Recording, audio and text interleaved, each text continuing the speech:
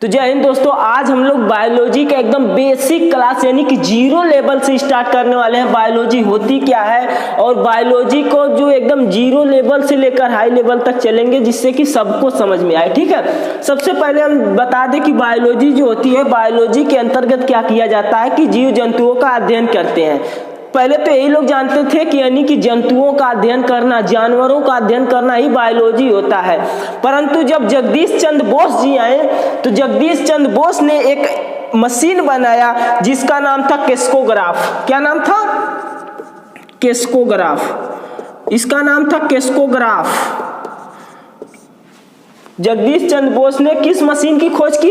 तो केस्कोग्राफ नामक मशीन की खोज जगदीश चंद्र बोस ने किया था और उन्होंने ही बताया कि क्या है कि पेड़ पौधों में भी जीव होता है। पेड़ पौधों में भी क्या होता है?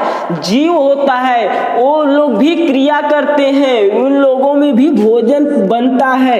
इन सारी चीजों को केस्कोग्राफ मशीन के माध्यम से समझाए, तब से लोग जानने लगे कि बायोलॉजी के अंतर्गत पेड़ पौधे भी आते हैं। यानी कि यूं हम कहें कि बायोलॉजी जो होती है वो किसी भी जीव जंतु को, चाहे पादप के जीवन की विस्तृत जानकारी प्राप्त करने का एक माध्यम को ही क्या कहते हैं? बायोलॉजी कहते हैं। भाई साहब इस प्रकार समझिए, यानी कि किसी भी जीव के, कोई भी जीव हो गए, चाहे हम हो, चाहे आप हो, चाहे गधा हो, खच्चर हो, चूहा हो, बिल्ली हो, कुछ हो, चाहे कोनो पौधा हो, वो करे जब से, यानी कि पैदा जब से भैल छुन्नी का, तब से उन्ने से लेकर उन्ने तक, पूरा बढ़े तक, मरे तक, उल्टे तक, पूरा जानकारी प्राप्त जो कईल जाला ना, वो बायोलॉजी के अंतर्गत होता है। उसी को क्या कहते हैं? बायोलॉजी। बायोलॉजी के जो अब्बा जी थे, यानी कि पिताजी जो थे बायोलॉजी के, अरस्तु थे। क्या नाम था इनका?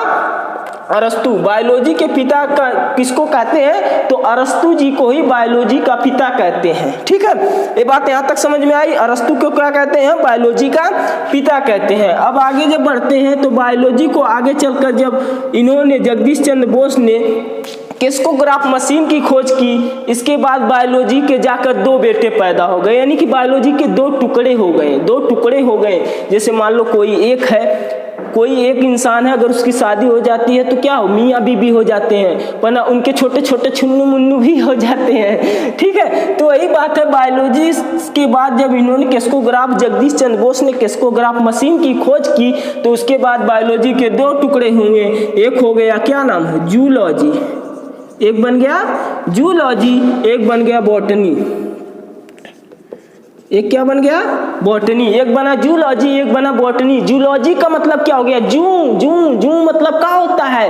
यानी कि जानवर, यानी कि जानवर। जू मतलब जानवर, जू मतलब क्या हो गया? जानवर। यानी कि जीवों के बारे में अध्ययन करना ही क्या होता है? जूलॉजी कहलाता है। यानी कि कौनो जीव हो गया, उसके विषय की में, यानी कि उसके जीवन के बारे में, कहाँ से पैदा हुआ, किनके किनके साथ रहा, पला बढ़ा, क्या क्या काम किया और कहाँ उलट के मर गया, यहाँ तक जानकारी अगर जो प्राप्त कर रहा है उसको ही क्या कहते हैं? जूलॉजी के अंतर्गत कहते हैं। अब क्योंकि कायदा, ये देखो, ये लड़का जो है ना एकदम शेर है, तो कर सिनेमा फूल के एकदम पैसा टेंच के कायदा, अरे जानवर हो का यार, बहुत गुस्सा हो जाएगा उस समय। मगर ससुरा की नहीं पता है कि शेरों तो एक तो जानवर है भाई साहब। शेर का, एक तो शेर भी एक जानवर है। क्या है? शेर भी एक जानवर है। यानी कि मगर यही है कि अगर उसको शेर कह दो तो एकदम पूरा प्रफुल्लित हो जाएगा कि हाँ हमके शेर कह देना है, मगर ओके जानवर कह दो तब हो गया काम।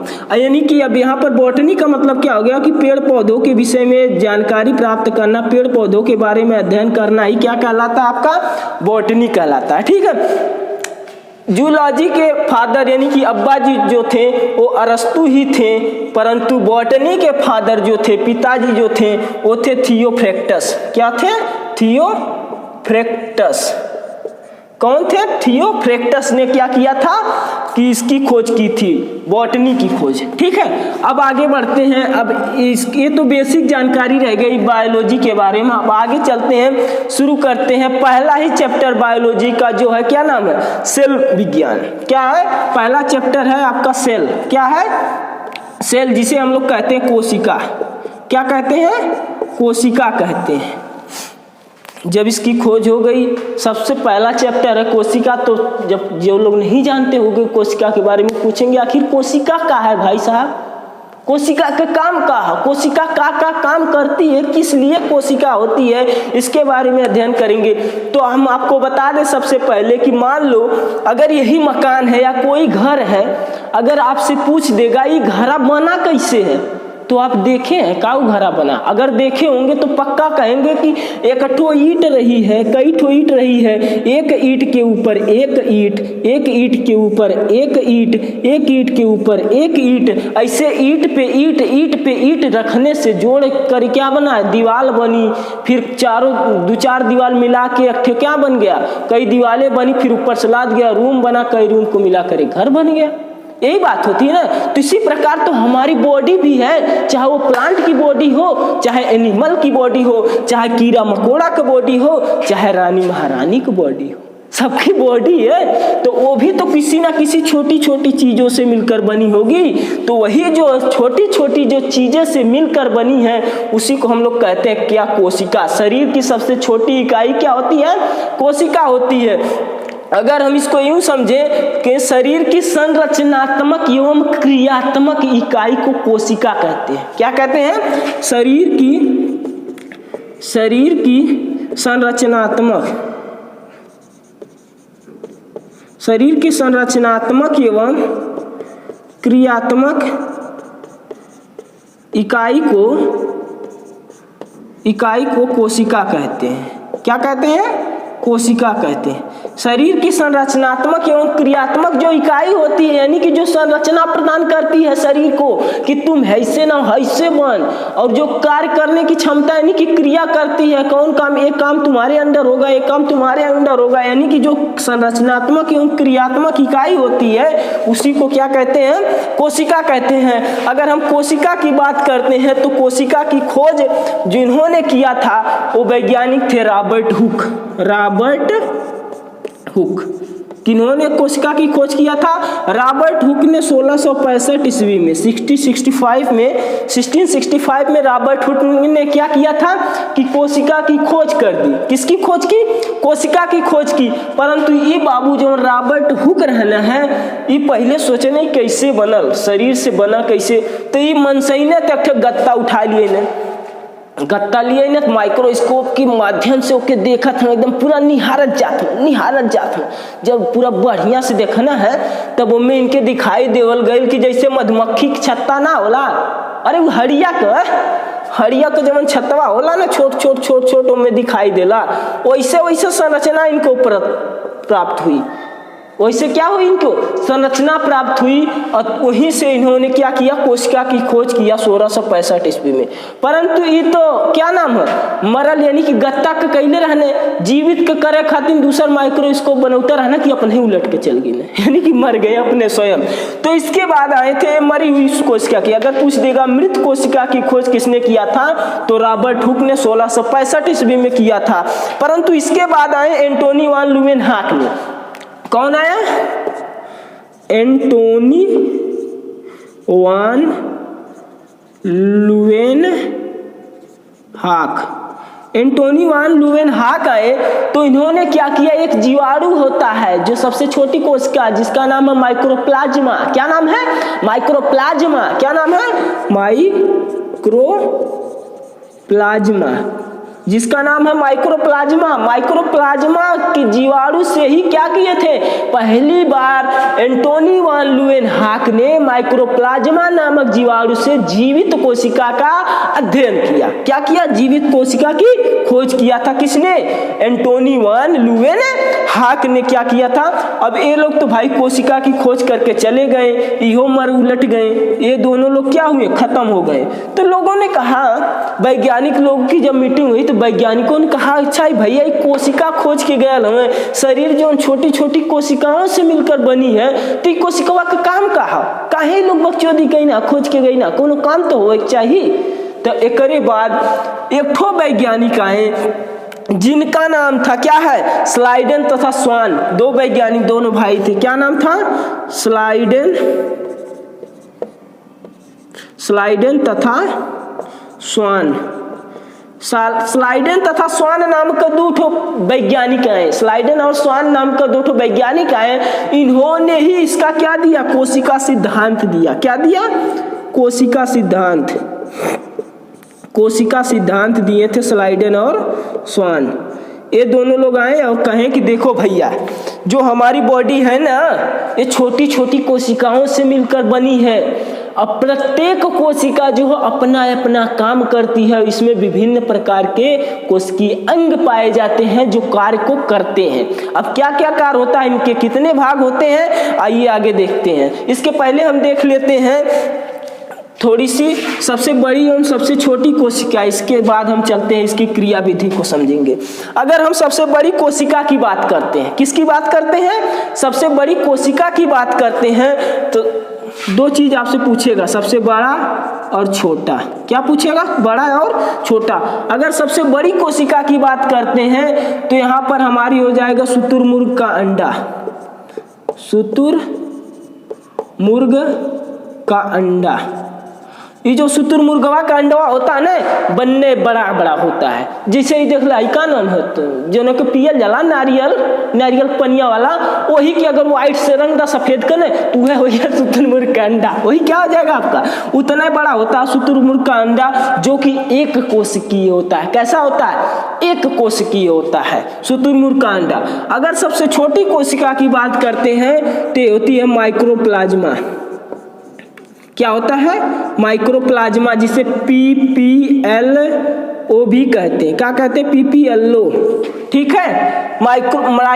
माइक्रोप्लाज्मा, इसी में ही खोज किए थे, कौन थे, इसी में खोज किए थे एंटोनी वान ल्यूवेनहॉक ने। किसकी कोशिका की खोज किया था, यही सबसे छोटी कोशिका लिए थे माइक्रोप्लाज्मा। ये जीवाणु की कोशिका है। किसकी कोशिका है, जीवाणु की कोशिका है माइक्रोप्लाज्मा। ये तो हो गया अंडरवर्ल्ड में। अब मानव में देख लेते हैं, मानव में सबसे छोटी कोशिका कौन है, इसके बारे में हम लोग डिस्कस कर लेते हैं, सबसे छोटी एवं सबसे बड़ी। अगर मानव में सबसे बड़ी कोशिका की बात करते हैं, देखो हो गया आपका मानव। मानव में देख लीजिए सबसे बड़ी कोशिका की बात करते हैं तो होता है अंडाणु। क्या होता है, अंडाणु।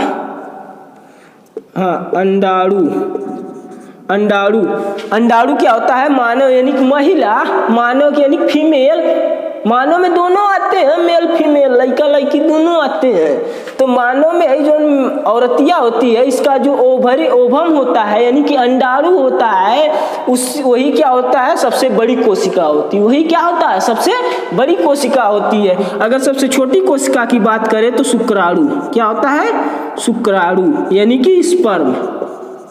क्या होता है, स्पर्म सबसे छोटी कोशिका होती है। किसमें, मानव में। किसमें, मानव में सबसे छोटी कोशिका कौन होती है, शुक्राणु यानी कि स्पर्म होता है, और सबसे बड़ा अंडाणु होता है। ठीक है, ये बात समझ में आई। अगर सबसे लंबी कोशिका की बात कर दे तब क्या होगा, सबसे लंबी कोशिका की बात कर देता है मानव में, तो सबसे लंबी कोशिका मानव के ब्रेन की होती है। किसकी होती है, ब्रेन की सबसे लंबी कोशिका होती है, जिसे न्यूरॉन कहते हैं।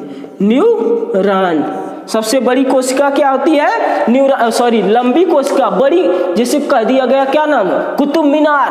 कुतुब मीनार सबसे बड़ा है का, वो सबसे लंबा है, बड़ा नहीं है। बड़ा जो होता है वो आकार आकृति में थोड़ा बड़ा होता है, ना कि एक टंगे खड़ा रहा है। एक टंगे अगर रही तो वो हो जाए लंबी, वो हो जाए का लंबी हो जाएगी। ठीक है, अब देखते हैं आगे, इसके आगे समझते हैं हम लोग।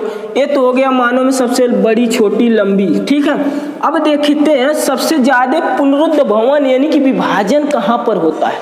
विभाजन के आधार पर अगर कोशिका देखेंगे हम, विभाजन के आधार पर यानी कि पुनरुत्थ भवन के आधार पर देखेंगे तो यहाँ पर आप देखिए सबसे ज्यादा विभाजन अगर कहीं पर होता है तो लीवर की कोशिकाओं में होता है। किस कोशिका में होता है, लीवर। देखे है ना, लीवर की कोशिका में सबसे ज्यादा विभाजन होता है। लीवर की कोशिका, लीवर की कोशिका में अगर मार दो, हचियाई के चक्कू मार दे हलाने के ओके, परंतु अगर मार डाला तो दाहिने साइड, अगर दाहिने साइड चाकू लगा है लीवर में घुस गया तो कि अगर ले चल जाए डॉक्टर साहब ही निकाल चक्कू, वो निकाल दिया, दवाई दिए, बेसिक ठीक आ जाए।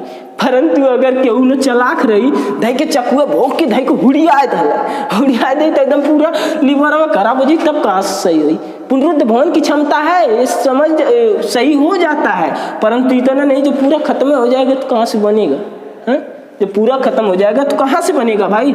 अब देखो विभाजन के आधार पे क्या होगा, सबसे ज्यादा विभाजन कहाँ पर होता है, किन कोशिकाओं में, तो लीवर की कोशिकाओं में सबसे ज्यादा विभाजन होता है। और सबसे कम विभाजन की अगर हम बात करते हैं तो सबसे कम विभाजन होता है ब्रेन की कोशिकाओं में। ब्रेन की कोशिका का नाम क्या है, न्यूरॉन।